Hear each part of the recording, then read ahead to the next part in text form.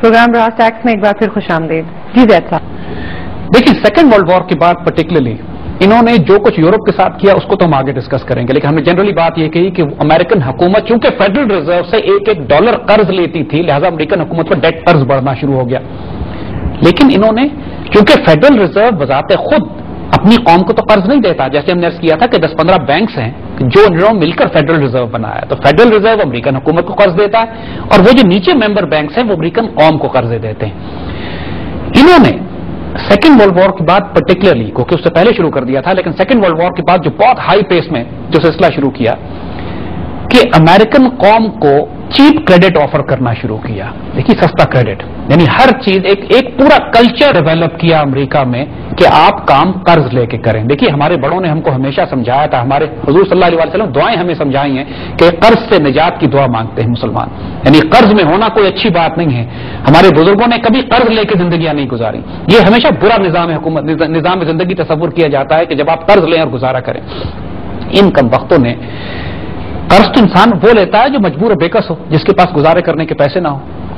इन लोगों ने अपनी एडवर्टाइजिंग और मीडिया और अपनी एजुकेशन और अपने बैंकिंग सिस्टम के जरिए एक ऐसा निजाम मुतारफ कराया कि जिसके अंदर पूरी अमेरिकन कौम के, चाहे वो खुशहाल लोग हों चाहे वो गरीब लोग हों, जिंदगी वो कर्ज पे गुजारते हैं। यानी अगर आप ये देखिए जिस तरह क्रेडिट कार्ड पे सारा काम क्रेडिट कार्ड का मतलब क्या है, अगर आप समझने की कोशिश करें, क्रेडिट कार्ड का मतलब यह है कि आप एक तिजारत करते हैं, चाहे आप अमीर हैं, मालदार हैं, बिलियनर हैं, लेकिन जब आप पेमेंट क्रेडिट कार्ड पे करते हैं इसका मतलब है कि उस कार्ड के अगेंस्ट आपने एक यहूदी से कर्ज लिया, फिर आपने अपनी वो चीज खरीदी और उस यहूदी को उस पर सूद अदा किया। यानी क्रेडिट कार्ड की जो इकोनॉमी है, मिसाल अगर आप मदीना मुनव्वरा में भी दो मुसलमान आपस में तिजारत करते हैं और एक ने क्रेडिट कार्ड से पेमेंट की दूसरे को, तो न्यूयॉर्क में बैठा हुआ यहूदी उसमें से अपना हिस्सा निकाल लेता है। यह है क्रेडिट कार्ड का निजाम, अगर आप इसको समझें। तो अमेरिकन कौम को सेकेंड वर्ल्ड वॉर के बाद इन्होंने चीप क्रेडिट दे के हर काम, आप घर भी क्रेडिट पे लें, आप गाड़ी भी क्रेडिट पे खरीदें, आप अपनी तालीम भी क्रेडिट पे हासिल करें।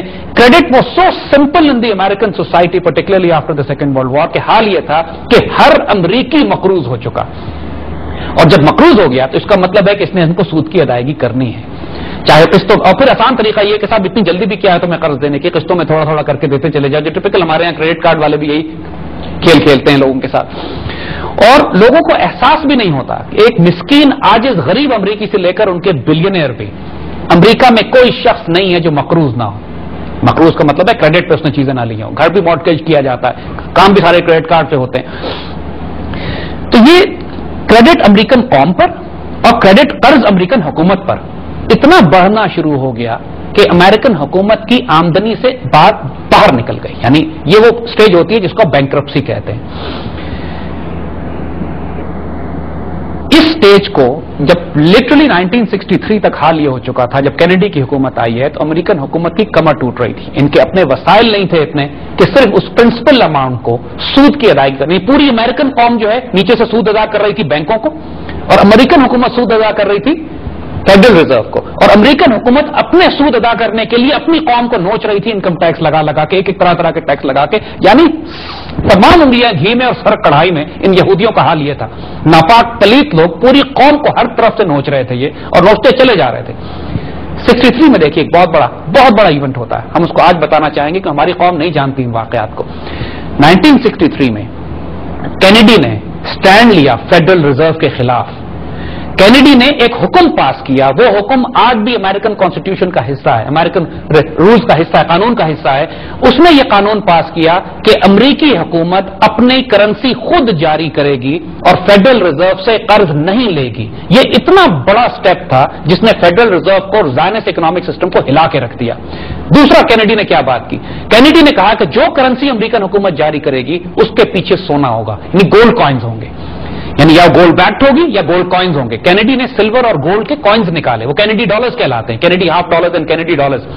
इन दो स्टेप्स ने कयामत बर्पा कर दी Zionist freemasonic federal reserve con system में। यानी जो कॉन्विक्ट चोरों और डाकुओं का जो एक टोला है, उसने तूफान एक बर्पा हो गया उसके अंदर कि कैनेडी ये क्या स्टेप लेने जा रहा है। देखिए हाल ये था, एक तरफ तो अमेरिकन कौम का यह हाल था, दूसरी तरफ चूंकि अमेरिकन बहरी जहाज भर के डॉलर छाप के पूरी दुनिया को कर्ज दे रहे थे, और अमेरिकन डॉलर वो तो प्राइम करेंसी, अमेरिका के अंदर वो करेंसी नहीं आ रही थी। दुनिया का हर मुल्क अमेरिकन डॉलर रिजर्व करेंसी के तौर पर डॉलर जमा कर रहा था। और अमेरिकन डॉलर टेक्निकली $35 के हिसाब से बैक हुआ था सोने से। तो 1960s वगैरह में ये शुरू हो गया था कि अक्सर मुल्कों ने अपने गोल्ड रिजर्व्स भी बनाने शुरू कर दिए थे, यानी वो डॉलर्स लेकर आते थे फेडरल रिजर्व में। चूंकि कानून इन्होंने ये बनाया हुआ था कि साहब आप हमें अगर $35 देंगे तो हम आपको 1 आउंस सोना देंगे, तो कई मुल्कों ने सोना खरीदना शुरू कर दिया, वापस लेना शुरू कर दिया। अब मजबूरन चूंकि सिस्टम इनका था, इनको देना पड़ता था।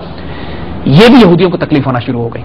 अब इनको 2-3 तकलीफें बड़ी सीरियस हो रही थी। एक तकलीफ तो ये हो रही थी कि पूरी दुनिया में लोगों ने जो डॉलर को रिजर्व करेंसी के तौर पे रखा हुआ है, और ये चूंकि इन्होंने कहा हुआ है कि सोना हम इस डॉलर के पीछे है, तो अक्सर मुल्कों ने सोना खरीदना शुरू कर दिया फेडरल रिजर्व से, और फेडरल रिजर्व के सोने के जखीरे कम होना शुरू हो गए। वो जो सेकंड वर्ल्ड वॉर के बाद दुनिया का 80% सोना ये नोच के ले गए थे, ये वापस दुनिया में जाना शुरू हो गया। और जाहिर है ये वो चीज नहीं थी जो एक्सेप्ट कर सकते।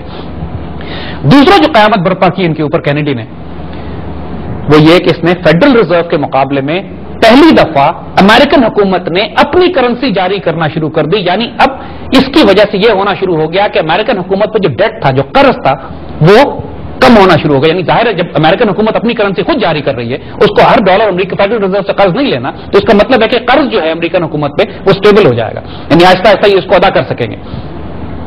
ये 2 वाकयात थे जिसकी वजह से आज हम बड़ा क्लियरली बता रहे हैं कि कैनेडी को कत्ल कराया गया था। कैनेडी को कत्ल इसलिए नहीं कराया गया था कि उसको किसी पागल कम्युनिस्ट ने आके, ऑल्बर्ट जॉनसन या ऑसवर्ल्ड ने या what ever his name was, उसने आके उसको कत्ल किया। द ओनली रीजन जिसकी वजह से इब्राहिम लिंकन को उन्होंने कत्ल कराया, जिसकी वजह से उन्होंने एंड्रू जैक्सन को ज़िल्ल ख्वार किया, उसके पूरी अमेरिका की इकोनॉमी क्रैश करा दी, जिसकी वजह से इन्होंने हर उस शख्स को कत्ल कराया और उस शख्स को रोका जो कि फेडरल रिजर्व सिस्टम को चैलेंज करता है। कैनेडी ने बराह रास्त हेड ऑन टक्कर ली थी इससे। और आज मुझे रॉन पॉल के बारे में भी खतरा है कि रॉन पॉल को या तो इलेक्ट नहीं होने देंगे, लेकिन अगर रॉन पॉल या इलेक्ट हो जाता है by any means, for example, ये इसको उससे पहले कत्ल करा देंगे, या डेफिनेटली उसके बाद तो करा ही देंगे, क्योंकि पॉसिबिलिटी नहीं है कोई कि रॉन पॉल जो बातें कह रहा है, रॉन पॉल कैनेडी की लाइन पे जा रहा है। और कैनेडी खानदान को उन्होंने इतनी सख्त सजा दी उसके बाद कि कोई कैनेडी इसके बाद सियासत में आ ही नहीं सका। जो उठा भी उसको हादसाती तौर पर दुनिया देखती हादसा है, लेकिन हम समझते हैं वो हादसात नहीं है। इन्होंने इस पूरे खानदान को क्रश करके रख दिया, जिसमें ये जरासीम मौजूद थे इनके सिस्टम को चैलेंज करने के। वो अच्छे लोग थे, अच्छे अमेरिकन थे। उसने वियतनाम से फौजें निकालने की बात की थी, उसने वही बातें ऑलमोस्ट कही थी जो रॉन पॉल आज कर रहा था। सो ये इतना बड़ा एक स्टेप था कैनेडी का कि जिसने इनके पूरे निजाम को हिला के रख दिया था, मगर नतीजा वही किया। और उसके बाद किसी अमेरिकन पर वो कानून आज भी मौजूद है कि अमेरिकन हुकूमत अपनी करेंसी खुद जारी करेगी, लेकिन उस कानून को इस्तेमाल कोई नहीं कर सकता, क्योंकि कैनेडी का हशर देखने के बाद एवरीबॉडी नोज, ये नॉन सीक्रेट है, ये वो एक ऐसा सीक्रेट है जो हर एक को मालूम है कि कैनेडी को क्यों मरवाया गया था, लेकिन बोलता कोई नहीं है इसके ऊपर, क्योंकि फ्रीमेसॉनिक ज़ायनिस्ट कल्ट इतने स्ट्रांग है वहां पे कि कोई बात करने की हिम्मत नहीं करता। दूसरी शरारत जो इन्होंने की, जब इन्होंने देखा कि इनके फेडरल रिजर्व के जो सोने के ज़खायर थे मुल्क से बाहर जा रहे हैं, तो 1971 में इन्होंने एक दूसरा बहुत बड़ा फ्रॉड किया कि ये ऐलान कर दिया कि आज से डॉलर के पीछे भी सोना नहीं होगा और डॉलर भी फ्लोटिंग करेंसी है। यानी ये इतना बड़ा फ्रॉड इन्होंने किया कि अब डॉलर के पीछे फ्लोटिंग, जब गोल्ड निकाल दिया, फ्लोटिंग करेंसी कर दी 71 में, तो इसका मतलब यह है कि अब कोई हिसाब नहीं है, जितने चाहे आप डॉलर छाप लें, जितनी करेंसी छाप लें, सोने की कोई प्रॉब्लम नहीं है। जैद साहब, मैं आपको रुकूंगी यहाँ, वक्त हुआ एक ब्रेक का, हम अभी हाजिर होते हैं ब्रेक के बाद।